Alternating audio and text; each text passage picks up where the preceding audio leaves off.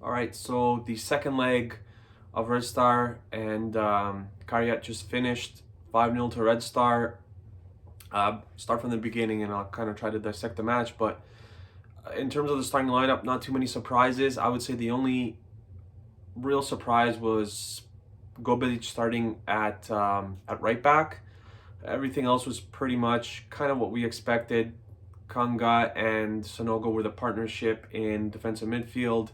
Ivanic, Katay, and Falco were the attacking midfielders. And then Diony was up top. Uh, Gobelic and Falco did actually a very good job of attacking on the right side for the first part of the first half, I would say. They kind of tailed off as the match went on, and that's kind of understandable. Gobelic being his first match this season, and Falco just kind of getting into the rhythm of the season as well. He hasn't played too much either. So it kind of makes sense that, it was working well at the beginning, and then it kind of tailed off as the match went on. Something I should point out is Kariak came with, wholesale changes. They had two players who tested positive for Corona, two players out due to injuries. Kante, who was I thought the best player in the first leg, didn't even play today. He was just on the bench. And Mikanovic went off with an injury around the 30th minute. I thought Mikanovic was the best player in the first leg. Really held down Kate as much as you possibly could. Thought he was really good in the first leg, and then he goes off to an injury in the 30th minute, which is unfortunate. And I would say the biggest difference maker in this entire leg, in this entire second leg, is Ivanic and Kate were obviously very lively, as well as Falco, but Kariat not having their number one goalkeeper and going with a 20-year-old who's very inexperienced, you kind of felt bad for them. The three goals that he conceded in the first half, you could say that two of them were almost just poorly positioned in net, and being inexperienced will kind of do that to you. The other two goals, not much he could have done in the second half. Great strike from Falco, great strike from Ivanic off the woodwork and in.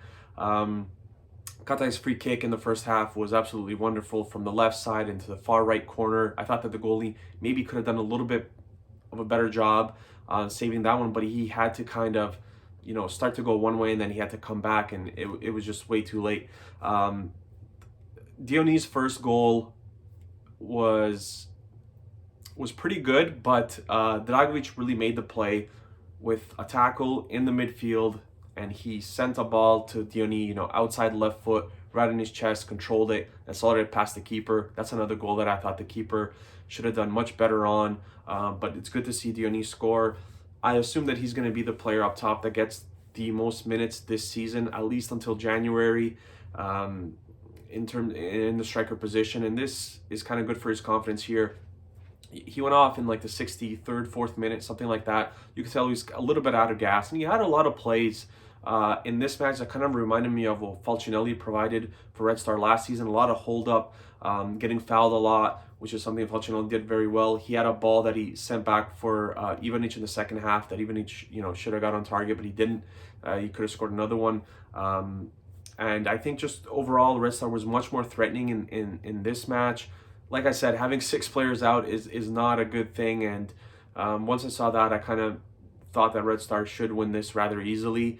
Again, the goalkeeping situation was kind of the main reason why I thought that, Red Star should win this. And like I said, Kante was one of their best players. He's not there. Kosovic went off early in the first leg, and they had something like 4 or 5 players on the bench, so not too much.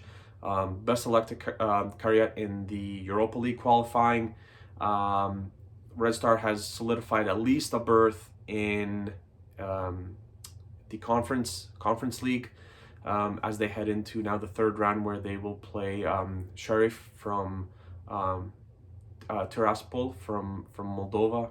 I hope I've pronounced that correctly. So that will be the third qualifying stage, and then the playoff is after that.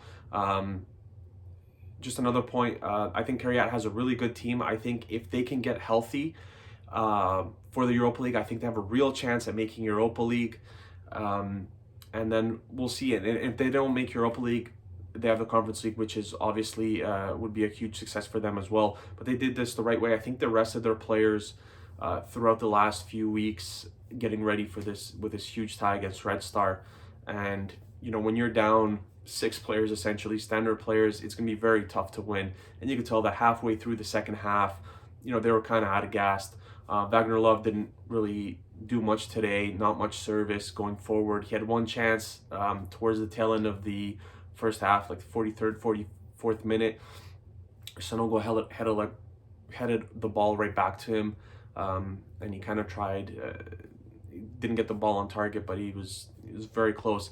And I think kind of the blueprint for Red Star going forward is if Red Star is the stronger team, they go with Sanogo and Kanga in the midfield. And if they're playing a more superior opponent to maybe where they have to pull back and defend a little bit, I think you go with Sanogo and Kristicic in the midfield. Kanga just with the passing is very dynamic. I thought he was really good today. Sanogo again, outstanding match again today. Played extremely well. Goblic I thought was really good considering it was his first match of the season. So that's the one thing that I would kind of watch there. And there's so many matches. For example, I think I just mentioned the Red Star is assured of at least Conference League group stage.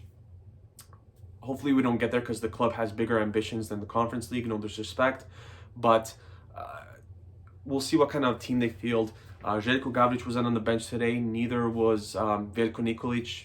A little bit interesting there.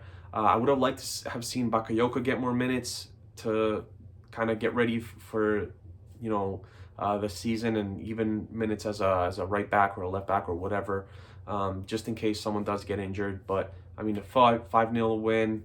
We're off to the third round of qualifying. One more round and we're off to the playoff.